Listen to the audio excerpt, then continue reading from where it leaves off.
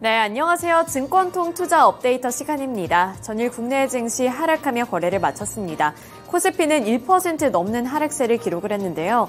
이 안에서 거래량이 많이 몰렸던 5가지 종목들 살펴보면서 어제 시장의 수급 특징 함께 살펴보도록 하겠습니다. 네, 코스피에서 거래량 탑5 종목들입니다. 1위와 2위에는 KTCS와 KTIS가 위치해 있고요.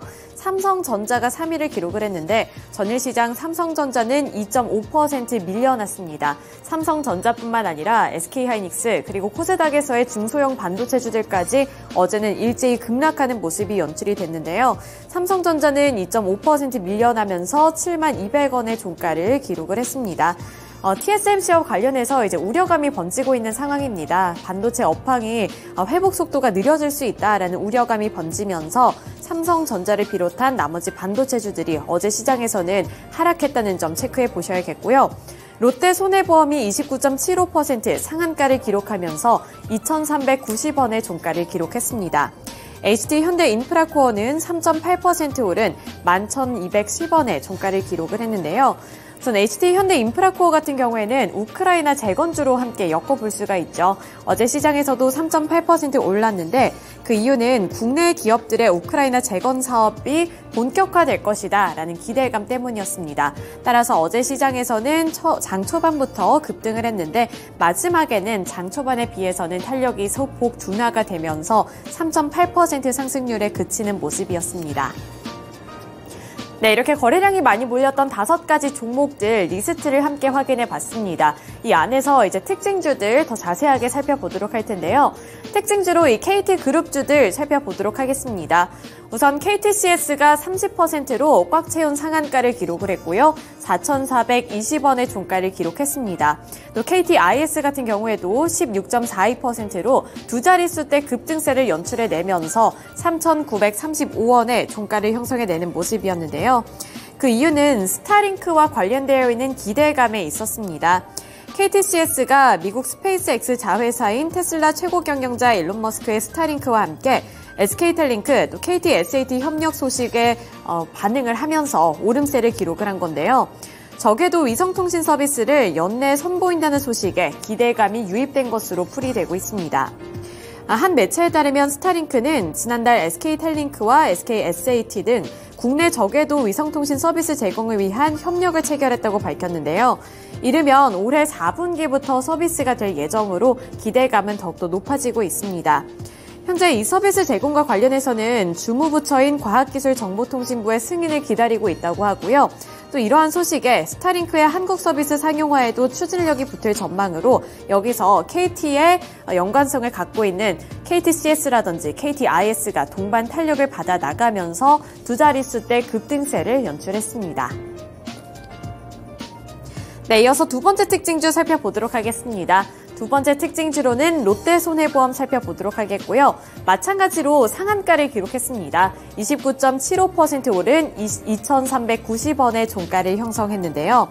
매각 작업이 본격화되고 있다는 소식에 52주 신고가를 기록을 했고요. 그야말로 강세를 기록했다고 보시면 되겠습니다. 현재 매각 가격 같은 경우에는 2조 원대로 알려져 있는데요. 현재 시가총액 같은 경우에는 5,700억 원대인데 이 매각 가격에 비해서 4분의 1 수준에 불과한 이 시가총액을 보고 저평가 매력을 갖고 있다라고 평가를 하면서 투자자들의 관심도가 많이 올라갔고요. 그 안에서 이제 매수세가 활발하게 유입되는 모습이 연출이 됐습니다. 또 최대 주주인 JKL 파트너스가 최근 매각을 위해 주관사 선정에 돌입을 했다라는 소식도 투자 심리를 자극을 했는데요.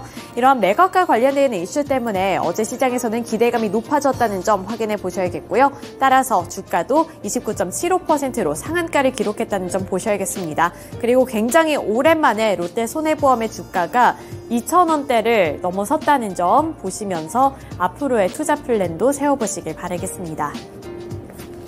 네, 이어서 코스닥으로 넘어가 보겠습니다. 코스닥 시장에서도 거래량이 많이 몰렸던 5가지 종목들 살펴보도록 할 텐데요. 에스코넥, 모아데이터, 큐로홀딩스, 머큐리와 SY까지 이렇게 5가지 종목들이 올라와 있습니다.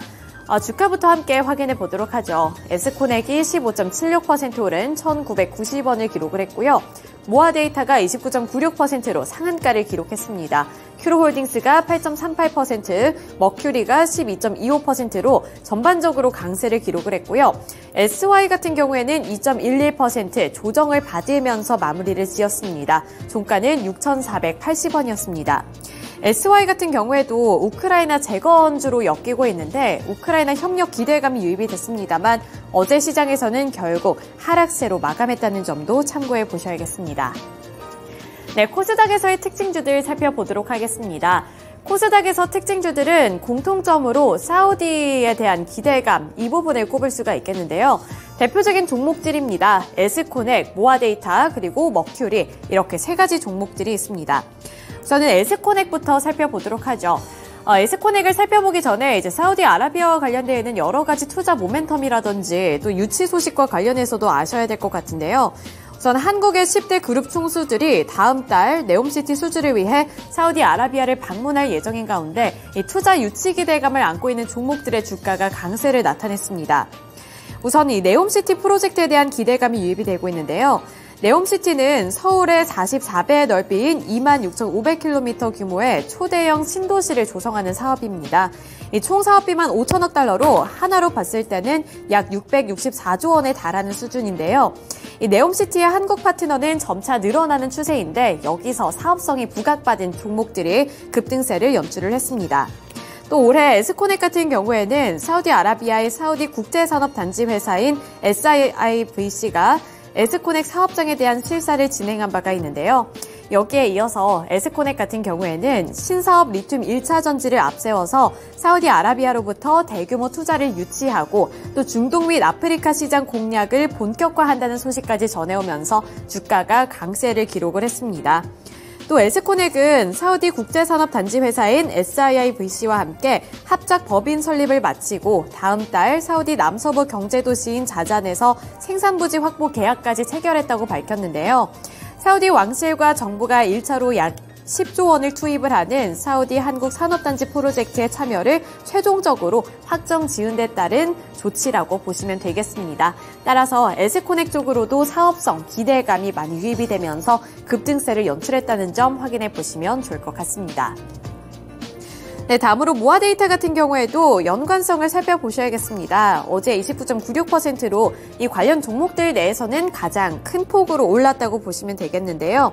모아데이터는 사우디 리파드 인베스트먼트와 함께 디지털 헬스케어 서비스 관련 MOU를 체결한 바가 있기 때문에 어제도 부각을 받았다고 보시면 되겠고요. 마지막으로 머큐리 같은 경우 삼성전자의 통신장비 협력사로 부각을 받았습니다.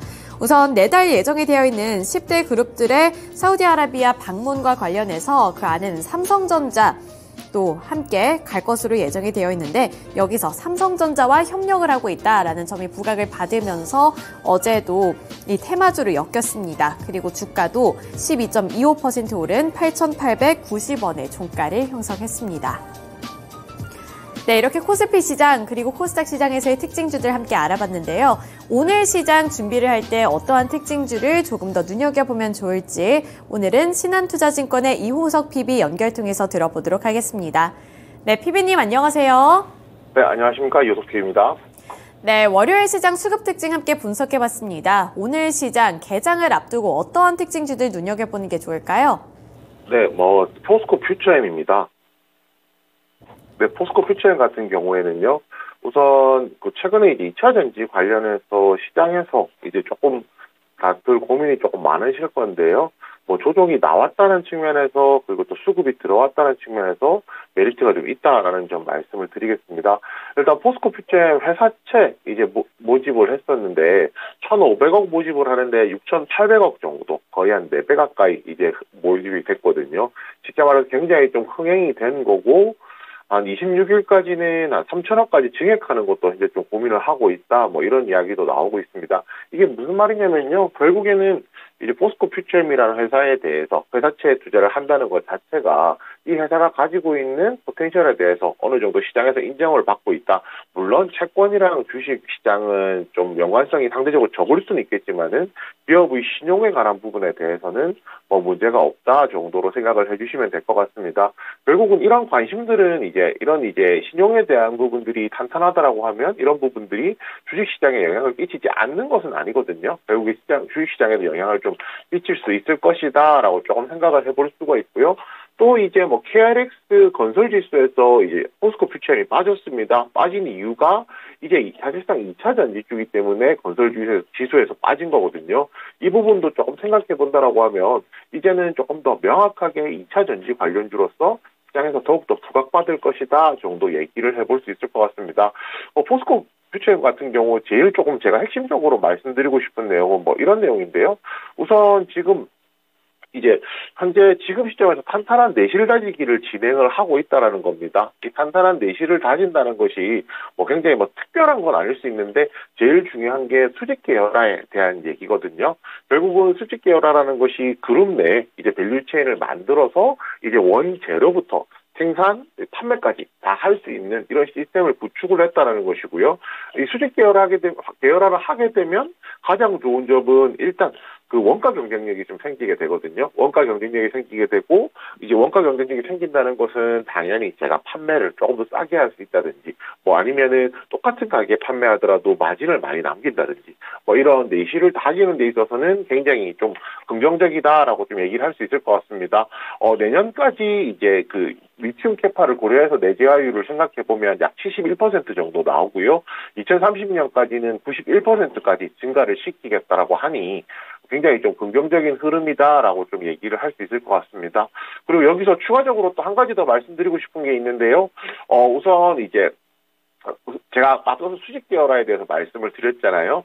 수직 계열화라는 것이 주가 프리미엄에 대한 분명한 좀 근거가 될 수 있다라는 좀 이야기를 해봐야 될 것 같습니다. 무슨 말이냐면요. 그 EV 에비타라고 해서 한 28배 정도 현재 나오고 있거든요. 국내 2차 전지 평균 한 12배 정도 나온다는 거 생각하면은 2025년 기준으로 생각보다 그 실적에 대해서 가치를 더 조금 주가가 높게 평가받고 있다라고 할 수 있는데요. 반대로 얘기하면 수직 계열화를 다른 기업들이 구축하지 못한 수직 계열화를 통해서 주가에서 프리미엄을 받는 거에 대한 정확한 명분이 있다라는 강점이 있습니다. 이런 부분 생각하고 어제 포스코 퓨처엠에 들어왔던 수급을 생각한다라고 하면 오늘 하루도 주목해볼 종목이라고 생각하고 있습니다. 네, 신한투자증권 이우석 PB 연결을 통해서 전일장 수급 특징주로는 포스코 퓨처엠에 대한 이야기까지 들어봤습니다. 이번에는 시간의 거래에서 주목받은 종목들 함께 살펴보도록 하겠습니다. 먼저 상승한 탑5 리스트부터 화면을 통해 만나보시죠. 코어라인 소프트, 율촌, SK D&D, 태경 BK, 태경산업 순으로 지금 이름을 올렸는데요. 전일장 시간의 거래에서는 어제 혹독한 신고식을 치룬 코어라인 소프트와 태경산업과 관련된 태경그룹주의 흐름, 사우디 테마 관련된 종목으로 묶였던 종목이죠. 이 세 가지 종목 특징주로 살펴보도록 하고요. 율총과 SK D&D는 짧게 살펴보고 넘어가도록 하겠습니다. 먼저 9월 8일에 신규 상장한 종목인 율촌, 어제 시간의 거래에서 6.38% 상승하면서 6,000원의 종가를 형성했는데요. 율촌의 상승 이유를 파악하기 위해서는 어제 본장에서의 흐름을 조금 복기해 볼 필요가 있습니다. 어제 본장에서는 신규 상장한 종목들 다수가 빨간불을 켜면서 거래를 마쳤는데 특히나 큐리옥스 바이오시스템즈가 20% 넘는 급등세를 보여줬습니다. 신규 상장한 종목들은 종종 함께 움직이는 경향이 있는데요. 어제 율총 같은 경우에는 6%대 하락세를 보여줬는데 어제 시간의 거래에서는 6.38% 상승하면서 하락분을 모두 만회하면서 거래를 마쳤습니다. 네, 넘어가서 SK D&D는 어제 인적 분할 소식을 전하면서 본장에서 강하게 주목을 받았던 종목이었습니다. 그런데 어제 시간의 거래에서도 5%대 강세를 추가로 보여주면서 28,500원의 거래를 마쳤는데요.